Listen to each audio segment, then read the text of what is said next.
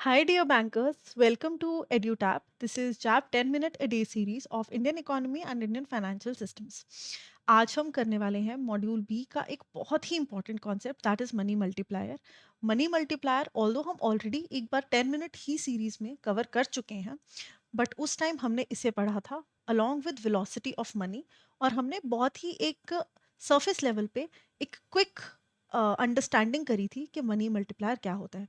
आज हम थोड़ा सा डीप जाकर थोड़ा इंटेंसिवली इसके बारे में पढ़ेंगे, क्योंकि ये एक बहुत ही इंपॉर्टेंट कॉन्सेप्ट है।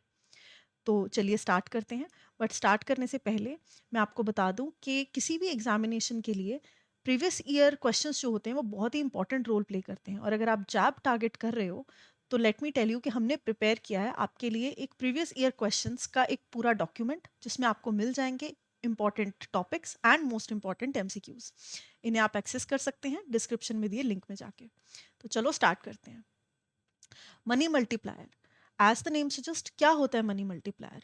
समथिंग रिलेटेड टू पैसा, और वो किस तरह से अपने आप को इकोनॉमी में मल्टीप्लाई करता है। एक लेमन के लैंग्वेज में ये तरीका बहुत सही है इसे समझने का, लेकिन एक एग्जाम्पल से समझते हैं कि ये वर्क कैसे करता है। अब आपको ये चीज़ बहुत अच्छे से पता है कि आरबीआई, जो कि रिजर्व बैंक ऑफ इंडिया है, जो कि central bank of the country है। आरबीआई का नाम आते ही आपने सी बना देना है इसके साइड पे, और उसके ऊपर क्राउन बना देना है। सी का मतलब central bank of the country, and हर बैंक का ये बैंक होता है। It is the banker to all the banks in the country. RBI publish करता है पैसा, ये हम मनी सप्लाई में बहुत बार पढ़ चुके हैं, और वो पैसा इंड्यूस करता है इकोनॉमी में थ्रू वेरियस मोड्स। ठीक है। अब आरबीआई ने बैंक को पैसा दिया, लेट्स से 100 रुपए। तो ये जो 100 रुपए इंड्यूस किए गए, ये 100 रुपए का बैंक क्या करेगा?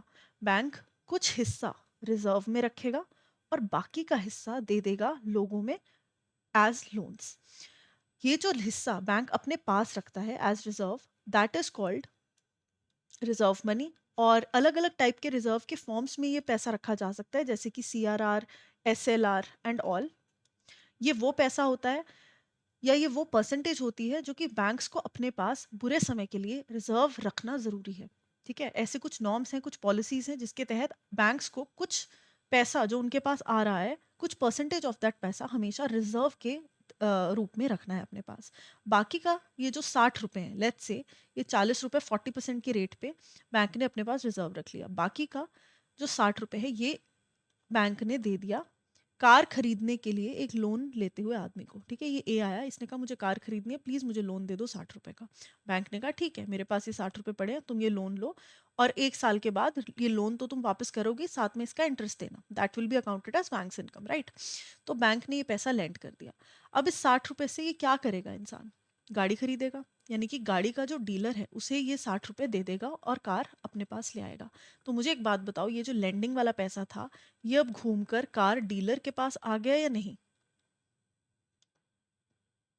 ये जो 60 रुपए है, ये कार डीलर के पास आ गया या नहीं? बिल्कुल आ गया। डीलर क्या करेगा? डीलर या तो इसे एज कैश रखेगा, या बैंक में रखेगा, या हो सकता है कुछ कैश का एलिमेंट रखकर बाकी का पैसा बैंक में डाल दे। जब हमारे पास इनकम आती है किसी भी तरीके की, हम यही करते हैं ना, either we buy something from it, वो पैसा और इकोनॉमी में घूमता है, या हम उसको अपने पास कैश में रखते हैं या बैंक में डाल देते हैं। हमने यहाँ पर अज्यूम करके चलना है कि there is no cash kept with the person. ठीक है। कैश का एलिमेंट जो है वो है ही नहीं, जीरो। हमने ये अज्यूम करना है कि इसने सारा का सारा जो पैसा है बैंक वाले डीलर ने, ये वापस बैंक में डाल दिया। अब बैंक के पास दोबारा कितना पैसा आ गया? 60 रुपए। ये कौन से 60 रुपए? ये वही 60 रुपए हैं जो कहीं ना कहीं बैंक ने खुद लेंड किए थे टू द जनरल पब्लिक। अब इसका 40% बैंक्स अपने पास रिजर्व में रखेंगे, और दोबारा से क्या करेगा बैंक? जो 36, दैट इज जो 60% बचा हुआ है इस 60 रुपए का, इसे दोबारा लोन में दे देगा लोगों के पास। अब अगेन वो पैसा इकोनॉमी में आएगा, अगेन जिनके पास वो पैसा आया है वो बैंक में स्टोर करेंगे, और ये कहानी चलती रहेगी अप टू अ पॉइंट जब इस 100 रुपए की वैल्यू घटकर 1 रुपए या 0 रुपए नहीं रह गई। बैंक के पास और लेंड करने वाला जो पैसा है वो जीरो ना रह गया। ठीक है जी। अब इस पूरी कहानी में जो देखने की बात है वो ये है कि 100 रुपए मिले थे बैंक्स को, उसने उस 100 रुपए में से 100 रुपए के तो रिजर्व्स क्रिएट कर लिए, ये 40-40-40% करके, और 250 रुपीज टोटल बना दिए। ठीक है। तो मुझे एक बात बताओ, जो हमने अभी तक की कहानी मनी सप्लाई में पढ़ी है, ये चीज़ हमें एग्जैक्टली क्लियर है कि जो पैसा शुरुआत में बैंक के पास आता है that is called the reserve money, primary money, base money, the money that is given by central bank to the banks, right? Given for circulation, currency given for circulation. So जो 100 रुपए हैं ये तो हो गए आपके M0। और ये जो घूम घूम कर जो ब्रॉड मनी बैंक में आए हुए हर तरीके के deposits and the reserves, right, वो सब मिलकर क्या बनाते हैं? वो बनाते हैं आपका M3 ब्रॉड मनी। आपको याद होगा टाइम डिपॉजिट्स, डिमांड डिपॉजिट्स, कोई भी पैसा जो बैंक में है, राइट, तो बैंक ने ये पूरा का पूरा जो पैसा है इसका क्या बना दिया? 250 रुपीज बना दिया। इसमें बैंक के रिजर्व्स भी हैं, इसमें वो पैसा भी है जो टाइम एंड सेविंग्स डिपॉजिट्स के रूप में बैंक में है। तो ये ब्रॉड मनी हो गया। तो आपका जो मनी मल्टीप्लायर है दैट इज नथिंग बट एक ऐसी वैल्यू जो आपको बताती है कि जो पैसा इकोनॉमी में इंड्यूस हुआ था उसको कितनी बार मल्टीप्लाई होना पड़ा in order to become broad money. ठीक है, तो इसको जब मैं M3/M0 करती हूँ, यानी कि 250/100 करती हूँ, तो मेरे पास आ जाता है मल्टीप्लायर की value that is 2.5। I hope this is very very clear to you. Determinants की अगर मैं बात करूं तो क्या होंगे मनी मल्टीप्लायर के डिटर्मिनेंट्स? बहुत सिंपल है।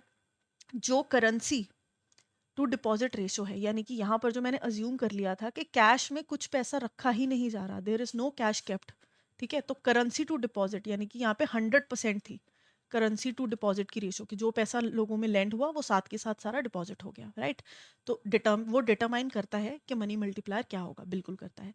रिजर्व्स टू टोटल डिपॉजिट, इन रिजर्व का रेट क्या है, ये भी डिटर्मिनेंट है ये डिसाइड करने के लिए कि मनी मल्टीप्लायर की वैल्यू क्या रहेगी। एक्सेस बैंक्स या excess reserves maintain by banks with central bank, RBI के पास अगर और कोई शुरुआत में ही 100 रुपए इससे पहले बैंक में आते, उससे पहले ही आरबीआई ने कुछ अपना पैसा रिजर्व करके रख दिया बैंक्स के नाम पे, अगर ये 100 ना होकर सिर्फ 80 रुपए पहले ही आते, तो भी आपकी मल्टीप्लायर की जो वैल्यू है वो इम्पैक्ट होती है। तो ये तीनों जो हैं these are determinants of money multiplier. Definition के तौर पे आपको याद रखना है कि मनी मल्टीप्लायर जो है, it is the link between reserve money and M3, that is your broad money. It tells how base money multiplies in the banking system to the stock of broad money. किसने दिया था ये concept? ये दिया था Milton Friedman and Anna Schwartz ने in the year 1963। ये आप याद रखेंगे। और इसका जो न्यूमेरिकली आप कैसे इसको जान सकते हो, दैट इज M3/M0। लेकिन क्या आप हर बार इतना ज़्यादा बड़ा टेबल बनाओगे? नहीं। एक बहुत ईजी तरीका है जानने का। 1/रिजर्व रेशो क्या थी हमारी? रिजर्व रेशो 40%, तो 1/40% जब मैंने किया तो इसका आंसर भी जो है आपके पास 2.5 ही आएगा, right. So this is how you can calculate your money multiplier. अब अगर आप जैब, अपकमिंग जैब जो आपका आ रहा है उसे टारगेट कर रहे हो, तो लेट मी टेल यू, हम आपके लिए लेके आए हैं बैंकर्स कैप्सूल कोर्स, जिसमें हम हर कंपोनेंट को इंडिविजुअली कवर कर रहे हैं। तो नेक्स्ट पेपर जैसे आपका पीपीबी का है, एएफएम, आरबीडब्ल्यूएम, आप उनको इंडिविजुअली टाइम देकर कवर कर सकते हो। शॉर्ट कॉन्सेप्ट क्लासेस होंगी, शॉर्ट नोट्स होंगे एंड टेस्ट सीरीज होगी। जैब 75 कोड का आप इस्तेमाल कर सकते हो इसे अवेल करने के लिए, और डिस्क्रिप्शन में इसका लिंक है, वो आप एक्सेस कर सकते हो। That is all for today's class. I will see you in the next class. Thank you and all the best for your exams.